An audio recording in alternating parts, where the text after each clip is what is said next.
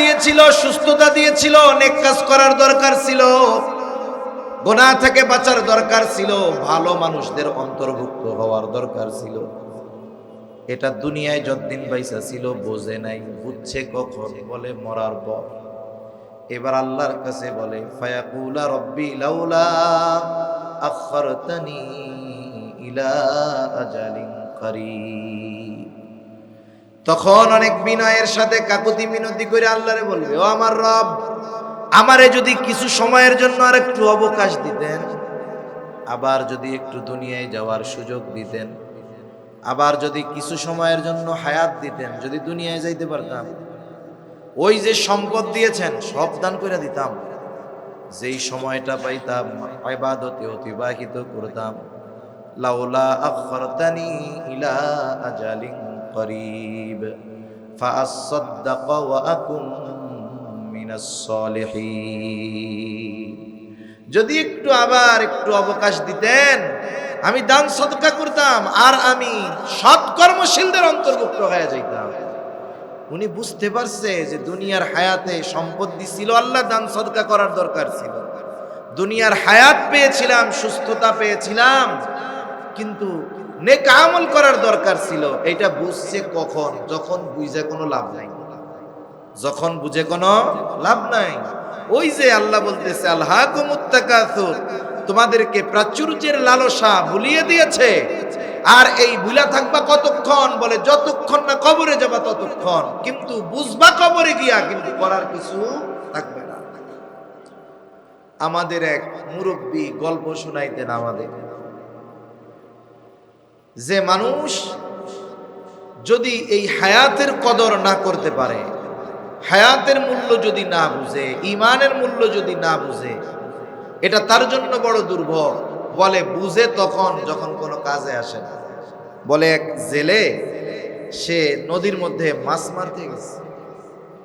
সকাল বেলায় ফজরের নামাজের পরে গেছে, নদীর মধ্যে জাল মারে কিন্তু মাছ উঠে না। প্রতিদিন সকাল 9টার মধ্যে মাছ মারা শেষ, 10টার মধ্যে বেচা কিনা শেষ। বাজার করে বাড়িতে আসে, এরপরে রান্না হয়, মা বাবা স্ত্রী সন্তান এরপরে খানা খায়। তার মানে যেই দিন সে মাছ পাবে না, সেই দিন তার খানাও হবে না। আল্লাহর বান্দা ফজরের নামাজ পড়ে নদীতে চলে গেছে, জাল মারতেছে। অন্যান্য দিন 9টার মধ্যে মাছ অনেক হয়ে যায়, আজকে আর মাছ হয় নাই। চিন্তা করে দেখি আর একটু মারি, পাই কিনা। এইভাবে করতে করতে সূর্য মাথার উপরে চলে আসছে, পশ্চিম আকাশে ঢলে পড়তেছে, জোহরের ওয়াক্ত হয়ে গেছে। সে এবার মনে মনে বলে, আল্লাহ, পরিশ্রম করলাম, পাইলাম না, এইবার শেষ, পাইলেও ভালো না পাইলেও ভালো। বিসমিল্লাহ বলে নদীর মধ্যে জাল মেরে দিয়েছে। আমাদের দেশে বলে ঝাঁকি জাল, আপনাদের কি বলে? যখন মাছ বেশি ধরে তখন জালটা একটু শক্ত শক্ত হয়, মাছরা ছোটাছুটি করে। এতক্ষণ নদীর মধ্যে জাল মারছে, টান দিছে, উঠে চলে আসছে। এইবার জাল মারছে, সহজে আসে না, এবার একটু শক্তি লাগতেছে। যারা মাছ মারায় অভিজ্ঞ, জালের শক্তি বা শক্ত দেখে বুঝতে পারে মাছ কয় কেজি হতে পারে। আস্তে আস্তে টানে, ওজনটাও বেশ, এতক্ষণের কষ্ট শেষ। চিন্তা করতেছে হয়তো 15 কেজি ওজনের একটা বোয়াল মাছ পেয়ে গেছি, তাইলে তো 1 সপ্তাহ বৈশা বৈশা খাওয়া যাবে। এইবার টান দিয়েছে, জালটা যখন উপরে উঠাইল, দেখে মাছের কোনো খবর নাই, একটা পাথর। মন আরো খারাপ হয়ে গেছে না? চিন্তা করতেছে, দূর, পাথর পাইলাম, কি করবো, আল্লাহ দিছে, নিয়ে যাই। নিয়া বাড়িতে নিয়ে ঘরের সামনে ফালায় রাখছে। আমাদের গ্রাম অঞ্চলে যখন কাঁচা ঘর ছিল বেশি, ঘর তো একটু উঁচু থাকতো, এখন নিচের থেকে দরজায় ওঠার জন্য কেউ গাছের গুড়ি, এরকম গাছের গোড়া, কোনো কাঠ দিয়ে রাখতো যেন পাড়া দিয়ে উঠতে সহজ হয়। ও চিন্তা করছে ঘরের সামনে ফালায় রাখবো, এই পাথরে পা দিয়ে ঘরের মধ্যে উঠবো। বাড়ির সামনে ওইটারে ফালায় রাখছে। পরের দিন সকালবেলায় বাড়ির সামনে দিয়ে একজন জহুরি হেঁটে যায়। জহুরি হীরাচনি পান্না দামি দামি পাথরের ব্যবসা করে। যে যেই ব্যবসা করে সে সেটা দেখলেই বোঝে এটা খাঁটি না। 2 নাম্বার, চকচক করলেই তো স্বর্ণ হয় না। খাঁটি স্বর্ণকার যে, তার কাছে যদি ইমিটেশন নিয়ে যাওয়া হয়, ওইটা যত চকচক করুক না কেন, ও দেইখা বইলা দিবে এটা স্বর্ণ না।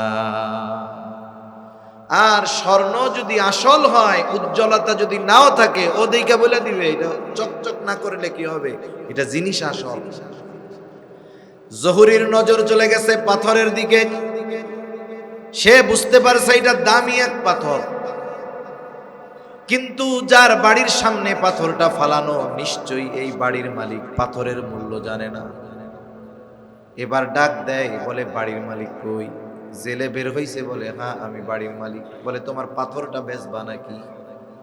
বলে এটা কিনা কি করবা, এমনিই নিয়ে যাও। জহুরি বলে না, তুমি বেচবা কিনা বলো, কত চাও তোমারে তত দিব।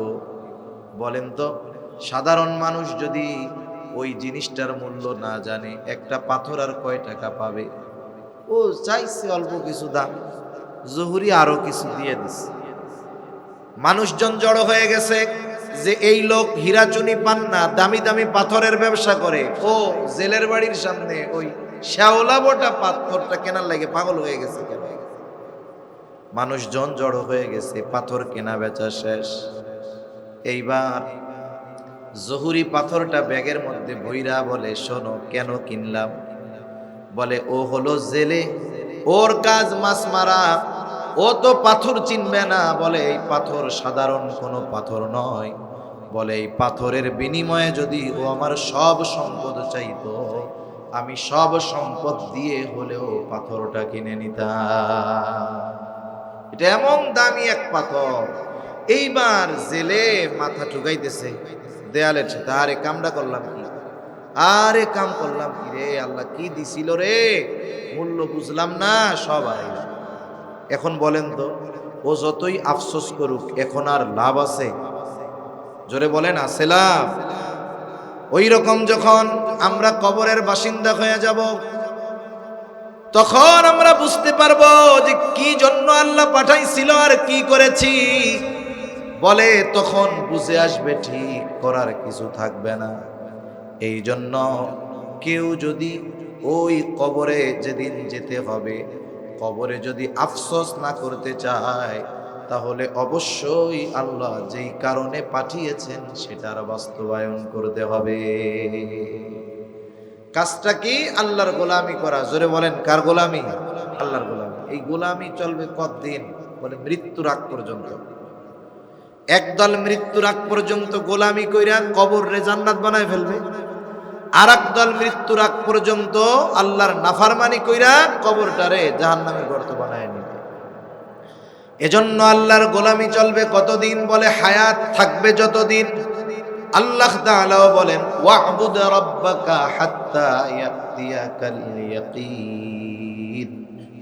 আপনার রবের ইবাদত করেন কতক্ষণ পর্যন্ত? দৃঢ় সত্যের আগমন পর্যন্ত। তার মানে মৃত্যু পর্যন্ত আমাদেরকে আল্লাহ তাআলার গোলামি করতে হবে। নাইলে আফসোস মরার পর থেকে শুরু হবে।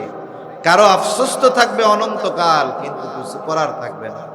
যেমন কোরআনুল কারীমে সূরা মুদ্দাসসিরের মধ্যে আছে যে জাহান্নামীরা জাহান্নামে যাবে, জাহান্নামীরা জাহান্নামে যাবে, জান্নাতীদের সাথে তাদের কথাবার্তা হবে। জান্নাতীরা জিজ্ঞাসা করবে, কেন জাহান্নামে আইছো? মা সালাকাকুম ফি সাকার, কোন জিনিসে তোমাদেরকে এই সাকারে আনলো?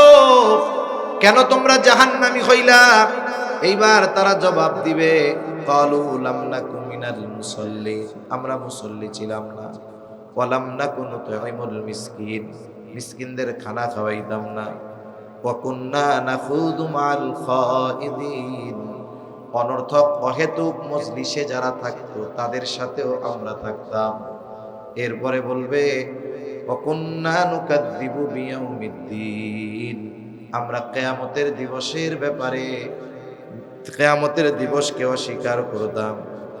আর যদি কেউ ইমানদার হয় তাহলে সে বলবে কিয়ামতের ব্যাপারে সে মূলত উদাসীন ছিল, বিশ্বাস করত কিন্তু এই ব্যাপারে উদাসীন ছিল। বলে এভাবে চলছে দুনিয়া হাত্তা আতানাল ইয়াকিন। দৃঢ় সত্য চলে আসছে, মৃত্যু চলে আসলো। ওই অবস্থায় নামাজ পড়ি নাই, ইয়াতিম মিসকিন অসহায়দের খানা খাওয়াই নাই, অহেতুক মজলিসগুলোর মধ্যে বৈশা হায়াত পার করে দিছি, কিয়ামতের ব্যাপারে অবিশ্বাসী ছিলাম। এভাবে দুনিয়া চলছে, হঠাৎ মৃত্যু চলে আসছে, মরে গেছি। এখন বুঝছি যে দুনিয়ায় কাজ ঠিক করি নাই, কিন্তু কোনো লাভ হয় নাই।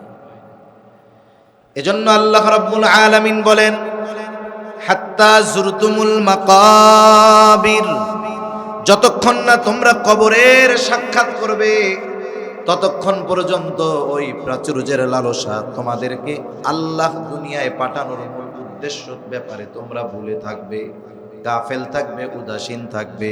এরপরে আল্লাহ তাআলা বলেন কাল্লা সাওফা তা'লামুন সুম্মা কাল্লা সাওফা তা'লামুন। আল্লাহ রাব্বুল আলামিন বলেন শীঘ্রই তোমরা জানবে।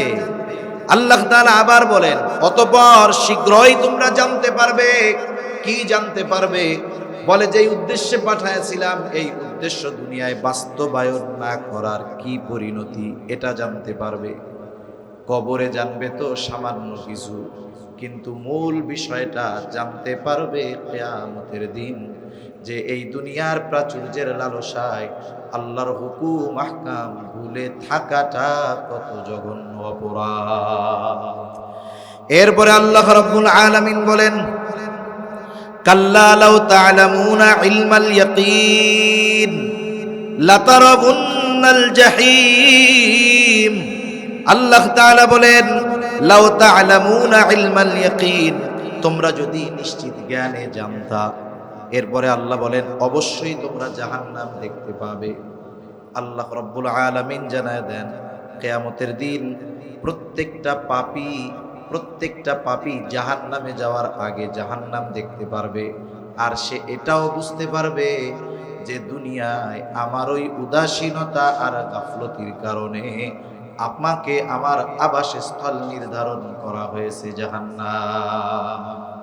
শুধু তাই না, দুনিয়ার মানুষ এই চূড়ান্ত সত্যগুলো যেগুলো কোরআনে আল্লাহ তাআলা জানাইছেন, নবী রাসূলগণ আমাদেরকে জানিয়ে দিয়েছেন, এই চূড়ান্ত সত্যগুলো ওই দিন বাস্তবে আমরা দেখব।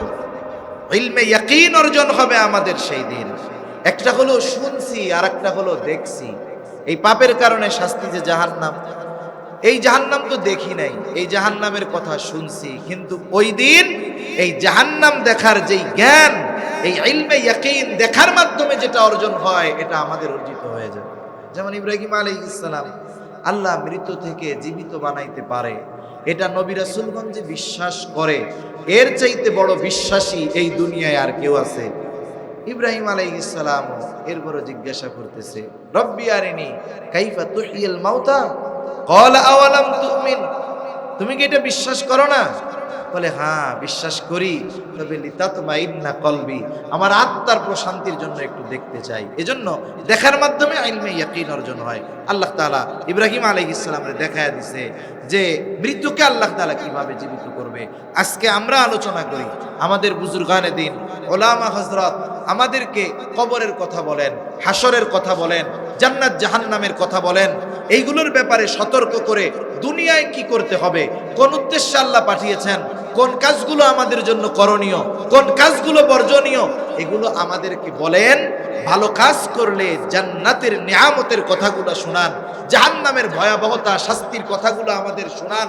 আমরা শুনি, অনেকে পড়ি, তবে আমাদের বাস্তবে ওই ধরনের অনুভূতি জাগে না যে ওই জান্নাত আমাকে পেতে হবে, জাহান্নাম থেকে বাঁচতে হবে। বলে এটা না পাওয়ার কারণ কি? প্রাচুর্যতার মোহ তো আছে, সাথে সাথে আমরা তো এটা চোখে দেখি নাই। এই জন্য এটার ব্যাপারে আমাদের বিশ্বাসের মধ্যে কেমন যেন কমতি কমতি মনে হয়। কিন্তু ওই দিন তো এটা দেখে ফেলতে পারবো যে এই পাপাচার অনাচারের কারণে কোন জাহান্নামে যাওয়া লাগবে, এটা তো ওই দিন দেখা লাগবে। এজন্য ওই জাহান্নাম আমাদের জন্য যেন অবধারিত না হয়, আমাদের অবস্থান স্থল যেন না হয়। এজন্য দুনিয়ায় আল্লাহ যে উদ্দেশ্যে পাঠিয়েছে সেই উদ্দেশ্য বাস্তবায়ন করতে হবে, ঠিক কিনা বলেন?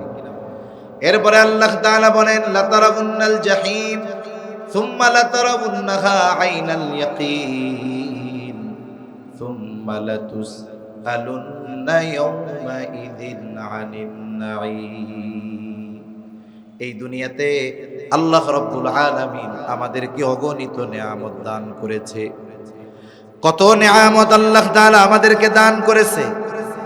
কিয়ামতের দিন আল্লাহ প্রদত্ত এই নেয়ামতগুলোর ব্যাপারে আল্লাহর সামনে আমাদেরকে জিজ্ঞাসিত হতে হবে। আল্লাহর সামনে নেয়ামতের জবাবদিহিতা আমাদের করা লাগবে। কত নেয়ামত আল্লাহ দিয়েছে, বলে এত পরিমাণ নেয়ামত আল্লাহ দিয়েছেন, দুনিয়ার সব মানুষ মিলেও যদি চেষ্টা করে আল্লাহর দেওয়া নেয়ামত সমূহের হিসাব করতে পারবে না। আল্লাহ রাব্বুল আলামিন কোরআনুল কারীমের মধ্যে জানায় দেন, এত পরিমাণ নেয়ামত আল্লাহ আমাদেরকে দিয়েছেন, ওয়া ইন তাউদ্দু নি'মাতাল্লাহি লা তুহসুহা। আল্লাহ বলেন, তোমরা যদি আল্লাহর নেয়ামত সমূহ গণনা করো হিসাব করতে পারবা না। প্রতিনিয়ত প্রতিটা মুহূর্তে আমার আপনার জীবনের এমন কোন সেকেন্ড, ন্যানো সেকেন্ড যায় না যেই মুহূর্তে আমি আপনি আল্লাহর দেওয়া নেয়ামত ভক্ষণ করি না। এমন একটা মুহূর্ত অতিবাহিত হয় না যে আমরা আল্লাহর নেয়ামত ভোগ করি না, এমন একটা সময় আমাদের দুনিয়ায় অতিবাহিত হয় না, সেটা জাগ্রত অবস্থায় হোক অথবা ঘুমন্ত অবস্থায় হোক। আর আল্লাহ তাআলা তো বলেন, হুয়াল্লাযী খালাকালাকুম মা ফিল আরদি জামিআ। সাথে সাথে আল্লাহ তাআলা বলেন, তিনি আল্লাহ যিনি এই পৃথিবীর সব কিছু তোমাদের উপকারের জন্য সৃষ্টি করেছেন। এই সব নেয়ামত, কিন্তু আফসোস এই নেয়ামতগুলো আমরা যে সহজে পাই এই জন্য কদর করি না। দামি জিনিস সহজে পাওয়া গেলে কদর করে না মানুষ। যেমন আল্লাহর অগণিত নেয়ামতের মধ্যে বেঁচে থাকার জন্য অন্যতম এক দামি নেয়ামতের নাম হলো অক্সিজেন। অক্সিজেন এইটা ছাড়া দুনিয়ায় মানুষ বেঁচে থাকতে পারবে না, এটা আল্লাহর নিজাম। মানুষ না খাইয়াও 2-4-10 দিন আল্লাহ চাইলে বেঁচে থাকতে পারে। আমাদের ফিলিস্তিনের অবরুদ্ধ গাজার মজলুম মুসলমানেরা দিনের পর দিন না খেয়ে আছে। এরকমও আছে 15-20 দিন পার হয়ে গেছে, পানি ছাড়া কিছুই জুটে নাই। আবার অনেক সময় সুপেও পানি পায় নাই, সমুদ্রের পানি আছে ঠিক, কিন্তু এটা পান করার অনুপযুক্ত। আল্লাহ তাআলা বাঁচায় রাখছে। এই দৃশ্য এই দুনিয়ায় আমাদের দেখা লাগছে, এটা বড় কষ্টের বিষয়। তা বলতেছিলাম যে খাবারের অভাবে মানুষ বেঁচে থাকতে পারে না খেয়ে না পান করে, কিন্তু আল্লাহ এই নিজামটাকে নিশ্চিত রাখছেন যে অক্সিজেনবিহীন বেঁচে থাকা সম্ভব না। 2 দিন না খেয়ে মানুষ বেঁচে থাকতে পারে। এমনও ঘটনা দেখছি, শুনছি, বছরের পর বছর লাইফ সাপোর্টে আছে, একেবারে একটু মরতে বাকি, কোনো নড়াচড়া নাই, হুশ নাই, কিচ্ছু নাই, লাইফ সাপোর্ট লাগায় রাখছে। কম্পিউটার স্ক্রিনের মধ্যে দেখা যায় যে কোনো মতে হাতটা একটু সচল আছে, মানে কোনো মতে বেঁচে আছে। প্রস্রাব পায়খানা কোনো কিছুই টের পায় না, সব বিছানায়। শক্ত খাবার খাওয়া তো অসম্ভব, নাকের মধ্যে নল দিয়া পাকস্থলিতে তরল কিছু স্যালাইনের মতো পানি জাতীয় কিছু খাবার পৌঁছায়, এটাই চলতেছে। 17-18 বছর আল্লাহ বাঁচায় রাখছে ওই অবস্থার মধ্যে। ভাত টাত কিচ্ছু খাওয়া লাগে নাই, মাছ গোশ খাওয়া লাগে নাই, ওই অবস্থায় বেঁচে আছে, আল্লাহ বাঁচায় রাখছে। কিন্তু অক্সিজেন বন্ধ হয়ে গেলে 10 মিনিট বাইচা থাকবেন এরকম কেউ আছেন? আমার মনে হয় আমরা যদি সবাই চেষ্টা করি যে রাত্রে কেউ খাবো না, যারা খাইছি তো খাইছি, যারা খাই নাই কেউ খাবো না, প্রয়োজনে আগামীকাল সকালেও খাবো না, ওই দুপুরে খাবো, বলে একটু চেষ্টা করলে এটা সম্ভব। কিন্তু কেউ আছেন 10টা মিনিট শুধুমাত্র শ্বাস নেওয়া ছাড়া বাইচা থাকবেন, এই গ্যারান্টি কেউ দিতে পারবে? অসম্ভব। অথচ দেখুন, আমি আপনি ঘরের বস্তায় চাউল শেষের দিকে গেলে পেরেশানিতে পড়ে যাই, চিন্তায় পড়ে যাই যে 5 দিনের চাল আছে, 6 দিনের দিন কি খাবো। কিন্তু 5টা মিনিট যদি শ্বাস বন্ধ হয়ে যায় বেঁচে থাকার উপায় নাই। বলে এইটা নিয়ে টেনশন করি না কেন? বলে এটা তো দামি এক নেয়ামত, তবে আল্লাহ এত সহজে এত বেশি দিছে যে এটা নিয়ে আমরা চিন্তাও করি না। ঠিক কিনা গো?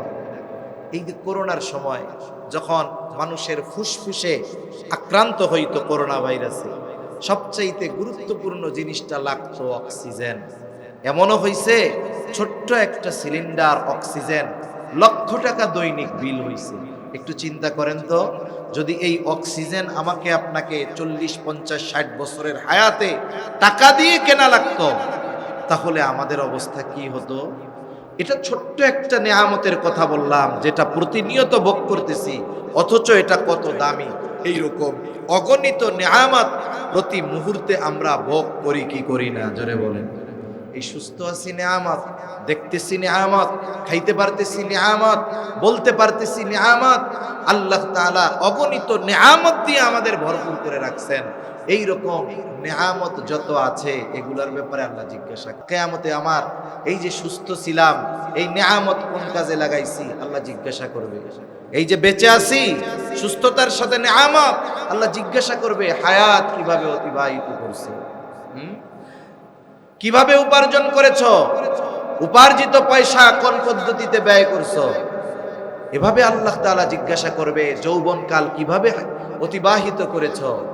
আল্লাহ তাআলা জিজ্ঞাসা করবে যা জানছো তার উপরে কতটুকু আমল করছো। নবীজি বলেন এই 5 প্রশ্ন তো সবাইরে করা হবে। বলে এগুলো তো নিয়ামত, এগুলোর জবাব না দেওয়া পর্যন্ত কোনো ব্যক্তি এক চুল পরিমাণ করতে পারবে না। তাহলে এই যে গোটা হায়াতে কি করতেছি এর জবাবদিহিতা আল্লাহর সামনে দেওয়া লাগবে কি লাগবে না? জোরে বলেন, লাগবে কি লাগবে না? কিন্তু হিসাব যে দিতে হবে এই চিন্তা আমাদের নাই।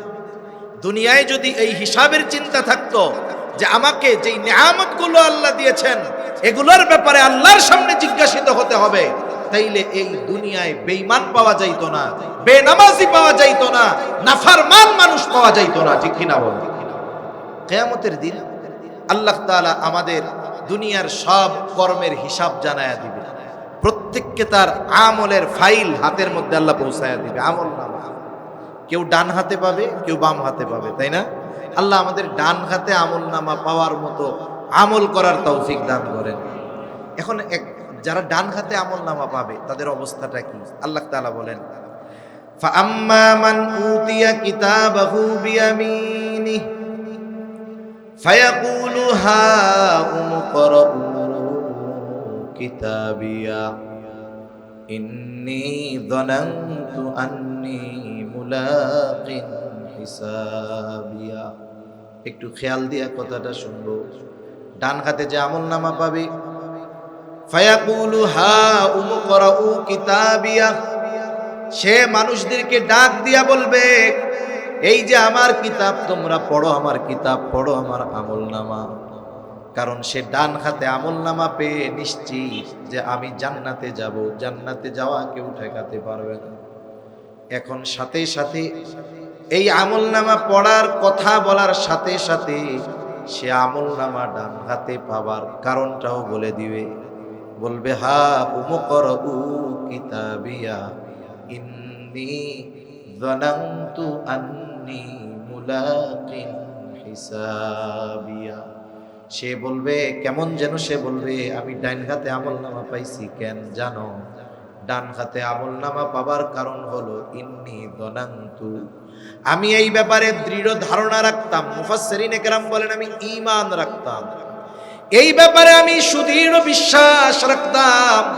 ইন্নী যানানতু আন্নী মুলাকিন হিসাবিয়া, আমি এই ব্যাপারে দৃঢ় ধারণা রাখতাম, এই ব্যাপারে আমি দৃঢ় বিশ্বাস রাখতাম যে আমাকে আমার কর্মের হিসাবের মুখোমুখি হতে হবে। তার মানে আমি দুনিয়ায় যা করেছি আল্লাহর সামনে সেগুলোর হিসাব দেওয়া লাগবে। এই যে আল্লাহর সামনে আমার যে হিসাবের কাঠগড়ায় দাঁড়াতে হবে, এটার ব্যাপারে আমি দৃঢ় বিশ্বাসী ছিলাম। বলেন তো তার বিশ্বাসটা ছিল মরার পরে না দুনিয়ায়? জোরে বলেন কোথায়? এই যে একটা চিন্তা যে আমাকে আল্লাহর সামনে হিসাব দিতে হবে, যে নেয়ামত বক্ষণ করতেছি এগুলোর হিসাব দিতে হবে, যা বলছি করছি সবকিছুর হিসাব আমাকে আল্লাহর সামনে দিতে হবে। এই জবাবদিহিতার ভয় একটা মানুষকে পরিপূর্ণভাবে আখিরাতমুখী করে। দুনিয়াতে যদি জবাবদিহিতা না থাকে, অপরাধ বাড়ে, অন্যায় বাড়ে। সমাজে অন্যায় অপরাধ কেন বাড়ে? সমাজ বিজ্ঞানীরা বলে আর কি, বলে অন্যায় অপরাধ বাড়ার অন্যতম কারণ হলো সুষ্ঠু বিচার। অপরাধীর যেই অপরাধ, এটার শাস্তি না থাকা আর জবাবদিহিতা না থাকা। জবাবদিহিতা যখন থাকে না, আমি একটা অপরাধ করতেছি, কেউ আমারে জিজ্ঞাসাও করে না, কিছু বলেও না, আবার অপরাধের শাস্তিও নাই, তখন কি হয়? সমাজে অপরাধ বাড়ে, ওই সমাজে অপরাধ কমে না। যেই পরিবারের জবাবদিহিতা নাই, সেই পরিবারের সন্তান মানুষ হইতে পারে না। যেমন আমরা ছোটবেলায় মাগরিবের নামাজ পড়তে গেছি, আমাদের মা বাবা হিসাব করতেন, আজান দিছে, আজান শেষ হওয়ার 5 মিনিট পরে নামাজ শুরু হবে। ইমাম সাহেবের 10 মিনিট লাগলো নামাজ পড়াইতে। মাগরিবের নামাজ 10 মিনিট আমাদের দেশে লাগে না, 10 মিনিটই লাগলো। এরপরে সুন্নাত আরো 3-4 মিনিট, এরপরে সব মিলিয়ে 15 মিনিট ধরলাম। বাসায় আসতে 5 মিনিট, আজানের পর থেকে 20 মিনিট বা 25 মিনিট সময়। যদি কোনোদিন এমন হইতো যে আধা ঘন্টা পার হয়ে গেছে, এরপরে বাসায় ঢুকছি, জবাবদিহিতা করা লাগতো, জিজ্ঞাসা করতো নামাজের পরে এতক্ষণ কি করছো? এখন তো সন্ধ্যার পরে লেখাপড়া নাই, আছে নাই, সন্ধ্যার পরে আরো ঘোরাঘুরি বেশি। এই যে জবাবদিহিতার মধ্যে আমাদের জীবন অতিবাহিত হয়েছে, অপরাধ করার সুযোগ কম। বলে যেই পরিবারে জবাবদিহিতা নাই, সেই পরিবারের মানুষ উচ্ছৃঙ্খল হয়ে যায়। যেই সমাজে জবাবদিহিতা নাই, বলে সেই সমাজ উচ্ছৃঙ্খল হয়ে যায়। যেই রাষ্ট্রে জবাবদিহিতা নাই, বলে সেই রাষ্ট্র পর্যন্ত উচ্ছৃঙ্খল হয়ে যায়। আজকে দুনিয়ার অবস্থা কি, আমাদের দেশের অবস্থা কি?